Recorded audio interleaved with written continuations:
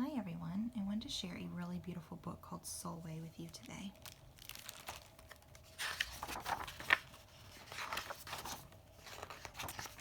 Sulwe was born the color of midnight.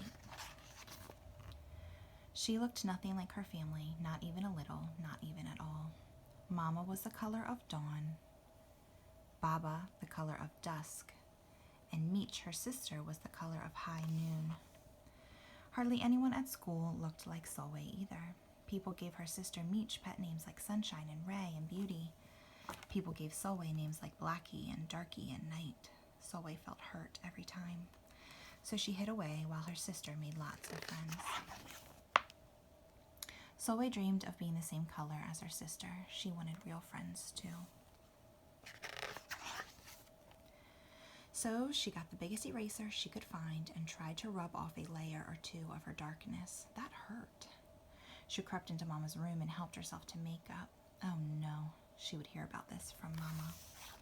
Sulwe decided to work from the inside out and ate only the lightest, brightest foods. With a stomachache, she went to bed early and turned to God for a miracle. Dear Lord, why do I look like midnight when my mother looks like dawn? Please make me as fair as the parents I'm from. I want to be beautiful, not just to pretend. I want to have daylight. I want to have friends. If you hear me, my Lord, and would like to comply, may I wake up as bright as the sun in the sky. Amen. When Mama came in to wake her for school the next morning, Sulwe rose to find not a trace of daylight in her midnight skin. Sulwe told Mama everything. Mama asked, "What is your name?" "Sulwe," she muttered. "And what does it mean?" "Star," Sulwe whispered. "Brightness is not in your skin, my love. Brightness is just who you are. As for beauty," Mama said, rubbing Sulwe's stomach the way she always did to comfort her, "you are beautiful." Sulwe sighed. "Well, you are beautiful to me, but you can't rely on what you look like to make you feel beautiful, my sweet. Real beauty comes from your mind and your heart. It begins with how you see yourself, not how others see you. Now, up you get and out you go." How could she, as dark as she was, have brightness in her? How could she have a beauty when no one but her mother seemed to see it? How could she be a star? That night, a shooting star appeared at Sulwe's window. "The night sent me," the star said. "Come with me." Sulwe hopped onto the star and off they went. "Long ago, at the beginning of time," said the star, "there was night and day, and they were sisters. They loved each other very much, but people didn't treat the sisters the same.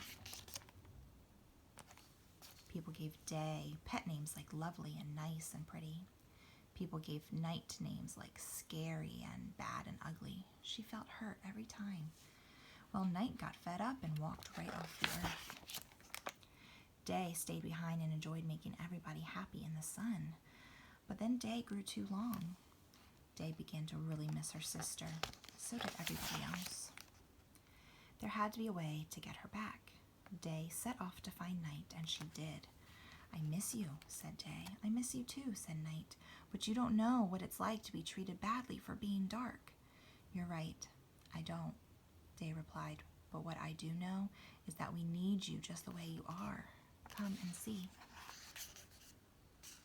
Night returned and the people rejoiced. "We need the darkest night to get the deepest rest. We need you so that we can grow and dream and keep our secrets to ourselves." The stars chimed in. "Brightness isn't just for daylight. Light comes in all colors, and some light can only be seen in the dark." While Day had a golden glow, with Night everything had a silver sheen, elegant and fine. Day told her sister, "When you are darkest is when you are most beautiful. It's when you are most you." Could it be that Night did not need to change? Not even a little. Not even at all.